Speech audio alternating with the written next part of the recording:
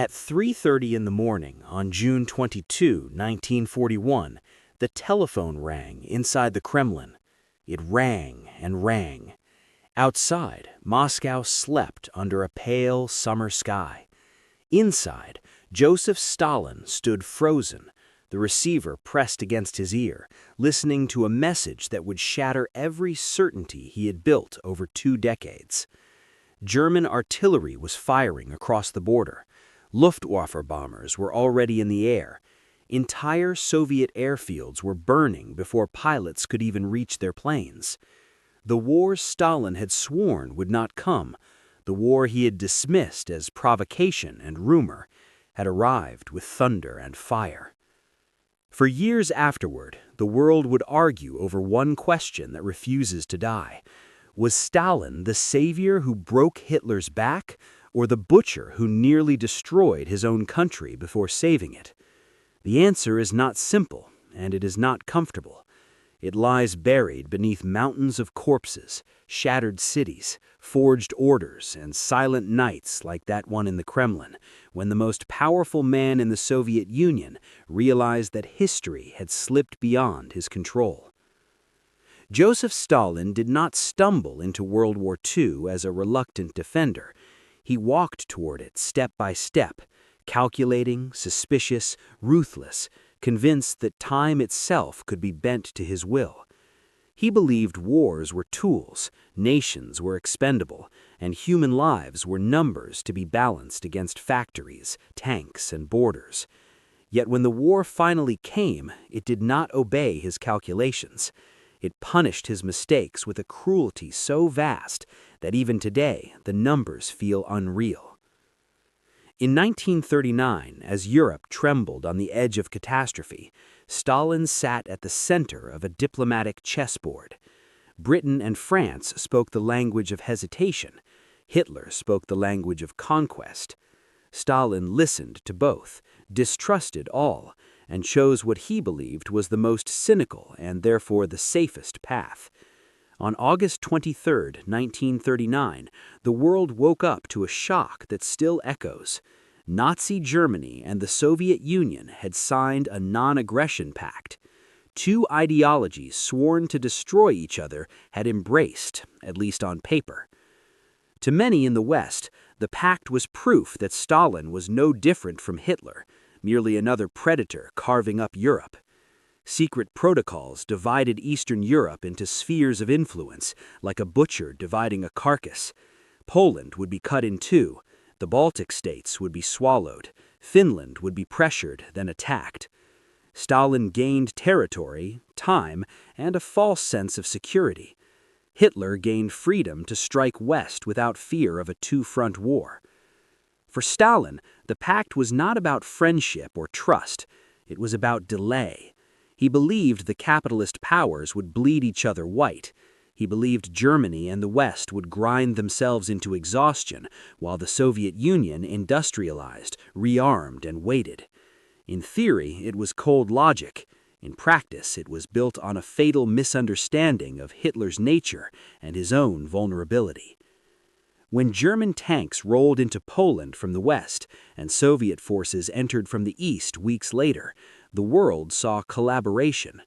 Inside the Soviet Union, propaganda painted it as liberation. For ordinary Poles, Balts, and Finns, it felt like occupation. Deportations followed, executions followed. Entire families vanished into forests and camps. Stalin was not a passive observer of violence. He was an active architect. Then came the Winter War with Finland, a conflict meant to be quick, surgical, and decisive. Instead, it became a humiliation. The Red Army, still bleeding from Stalin's purges of its officer corps, stumbled through snow and forests against a smaller but fiercely motivated enemy. Losses were staggering. Victory came eventually, but at a cost that revealed a terrifying truth. Stalin's army looked powerful on paper and fragile in reality. And yet, Stalin learned the wrong lesson. He concluded not that his system was broken, but that fear had not yet gone far enough. Control had to be tighter, obedience had to be absolute. Dissent, real or imagined, had to be crushed before it could threaten the state during the coming storm. By 1941, Stalin ruled a nation that was both terrifyingly strong and dangerously brittle. Factories had risen from empty fields, steel production had soared, tanks rolled off assembly lines in numbers no European power could match. But beneath this industrial miracle lay terror. Millions had been arrested, hundreds of thousands had been executed. The Red Army had lost many of its most capable commanders to firing squads and prison cells. Initiative had been replaced by obedience, creativity by fear. When intelligence reports began to pile up warning of a German invasion, Stalin dismissed them with contempt. British warnings were seen as attempts to drag the Soviet Union into war. Soviet spies were ignored or punished for telling the truth. Even when German troops massed openly along the border, Stalin convinced himself it was pressure, not preparation. He forbade defensive mobilization that might provoke Hitler. He silenced commanders who asked for permission to prepare. This was not ignorance, it was arrogance fused with paranoia. Stalin trusted his own judgment above all else, and his judgment told him that Hitler would not attack until Britain was defeated. He believed time was still on his side. On June 22, time ran out. The German invasion, Operation Barbarossa, was not merely an attack, it was a cataclysm. Entire Soviet armies were encircled and destroyed in weeks. Millions of soldiers were killed or captured. Cities fell with terrifying speed. Kiev, Minsk, Smolensk burned. The Red Army retreated in chaos, often without orders, sometimes without weapons. Stalin's system of fear now turned inward, paralyzing the very forces meant to defend the state.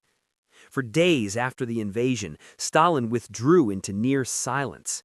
He stayed at his dacha, avoided meetings, and reportedly muttered that Lenin had founded the state and he had ruined it. The man who had ruled through absolute confidence now tasted doubt.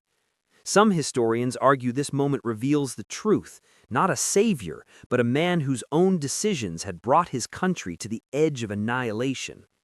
Yet the story does not end there. It cannot, because from the ashes of disaster, Stalin would re-emerge transformed, harder, more ruthless, but also more pragmatic. He would make decisions that saved the Soviet Union even as they consumed it. When Stalin returned to the Kremlin, he did something rare. He listened. He allowed experienced commanders like Zhukov to speak. The German invasion, Operation Barbarossa, was not merely an attack, it was a cataclysm. Entire Soviet armies were encircled and destroyed in weeks. Millions of soldiers were killed or captured. Cities fell with terrifying speed. Kiev, Minsk, Smolensk burned. The Red Army retreated in chaos, often without orders, sometimes without weapons. Stalin's system of fear now turned inward, paralyzing the very forces meant to defend the state. For days after the invasion, Stalin withdrew into near silence. He stayed at his dacha, avoided meetings, and reportedly muttered that Lenin had founded the state and he had ruined it. The man who had ruled through absolute confidence now tasted doubt. Some historians argue this moment reveals the truth, not a savior, but a man whose own decisions had brought his country to the edge of annihilation. Yet the story does not end there. It cannot, because from the ashes of disaster, Stalin would re-emerge transformed, harder, more ruthless, but also more pragmatic. He would make decisions that saved the Soviet Union even as they consumed it. When Stalin returned to the Kremlin, he did something rare. He listened. He allowed experienced commanders like Zhukov to speak. He loosened his grip just enough to let competence breathe. He appealed not only to ideology, but to Russian history, patriotism, and survival. The Great Patriotic War was born not as a communist crusade, but as a fight for existence.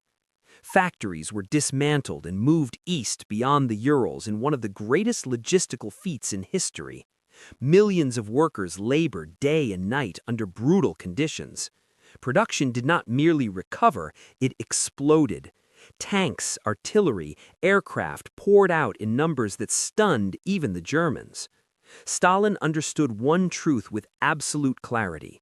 This war would be won not by mercy, but by endurance. The cost was unimaginable. Entire cities were sacrificed. Leningrad starved for nearly 900 days. Civilians froze, ate wallpaper paste, and buried children in frozen ground. Stalin refused evacuation for too long, refused surrender entirely, and accepted mass death as the price of defiance.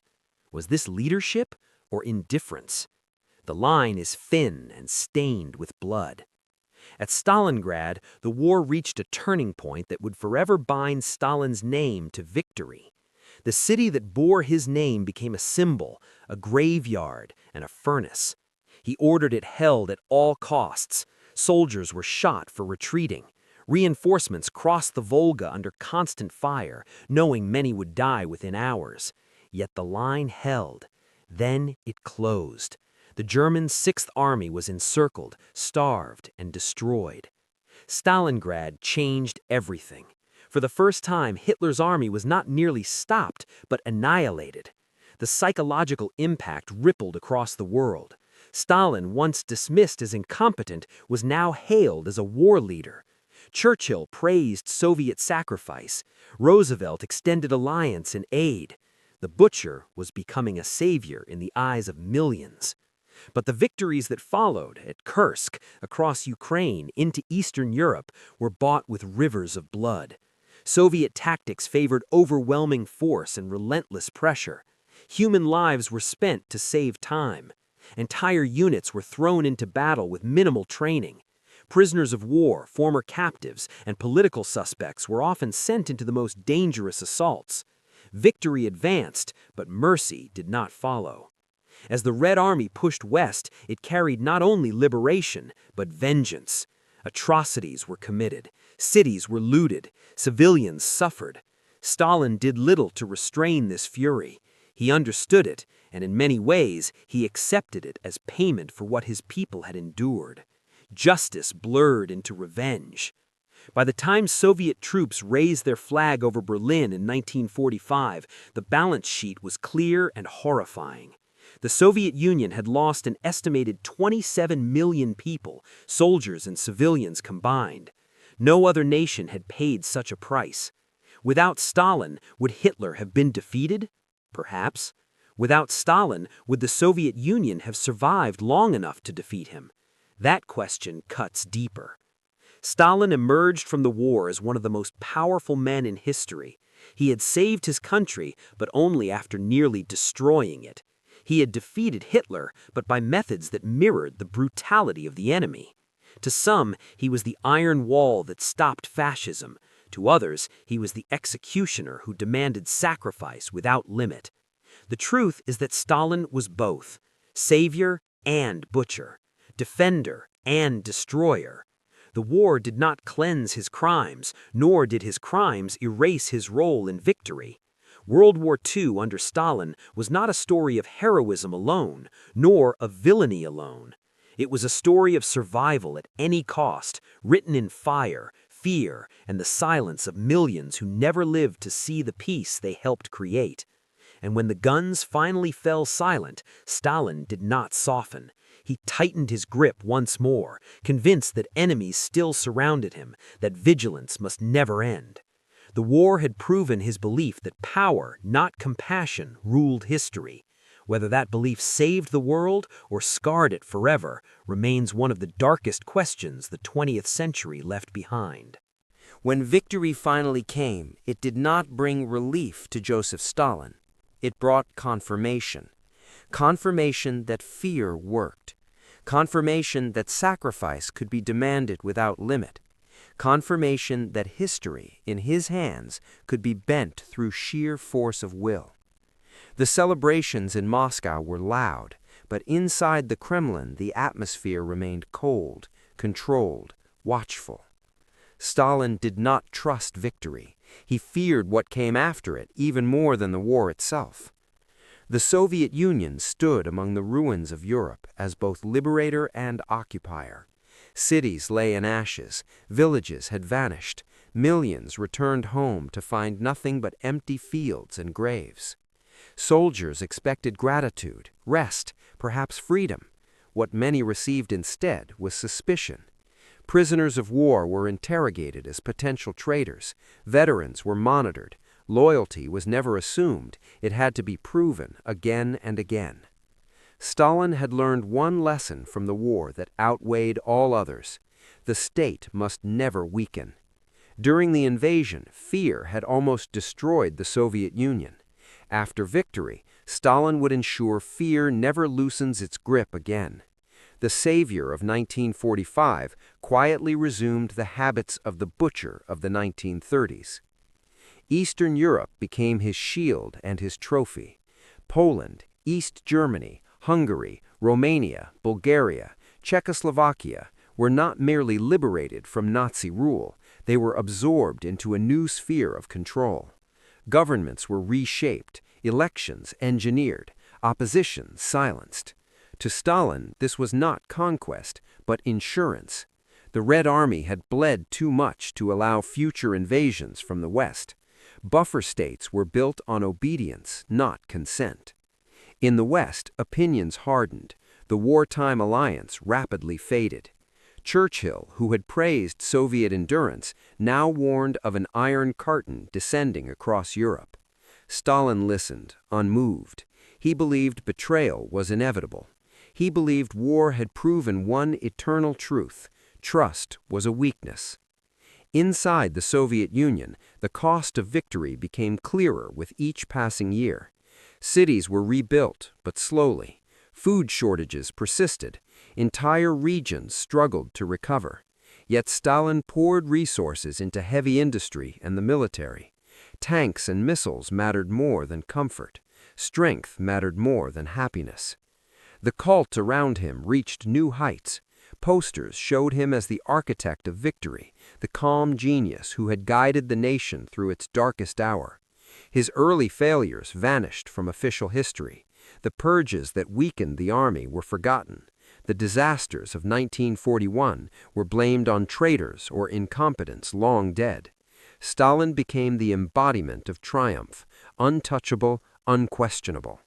And yet beneath the surface, paranoia deepened. The war had exposed vulnerabilities Stalin could never forget. He had seen how close the Soviet Union came to collapse. He had seen generals gain popularity. He had seen ordinary soldiers become heroes in their own right. All of this frightened him. New purges began, quieter but relentless. Former commanders were sidelined. Doctors, scientists, intellectuals were accused of conspiracies. The same machinery of fear that had ruled before the war returned, refined by experience. The butcher had not been transformed by victory, he had been validated by it. So how should history judge Stalin's role in World War II? Strip away the propaganda, the hatred, the nostalgia, and what remains is a paradox too large to resolve cleanly. Without Stalin's industrial drive, the Soviet Union might not have survived the German onslaught. Without his willingness to accept unimaginable losses, the Red Army might never have reached Berlin. These are uncomfortable truths. But equally true is this: many of those losses were the direct result of his decisions. The purges that crippled the army, the refusal to believe invasion warnings, the early chaos that cost millions of lives, the cruelty that treated human beings as expendable resources. These were not accidents of history, they were choices. Stalin did not fight World War II like a human tragedy. He fought it like an equation: territory plus industry plus manpower balanced against time and enemy losses. If the numbers favored survival, the method was justified. This cold logic defeated Hitler, but it also devoured his own people. For those who lived through it, the answer was rarely theoretical.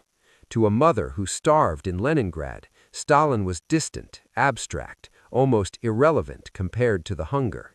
To a soldier who survived Stalingrad, he was the voice that demanded endurance and promised meaning. To a prisoner sent back to a camp after the war, he was neither savior nor hero, only another jailer. History often demands simple labels: hero, monster, savior, butcher. Stalin resists them all, even as he seems to embody each one. He did not save the world out of compassion, nor did he destroy it out of madness.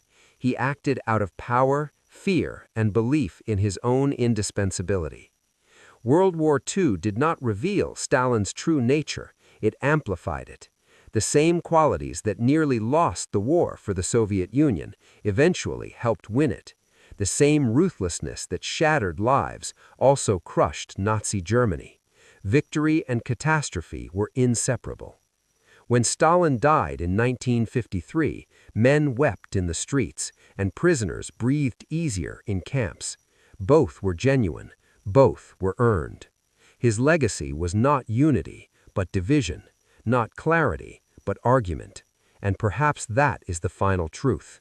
Stalin was not simply the savior who defeated Hitler, nor merely the butcher who sacrificed millions.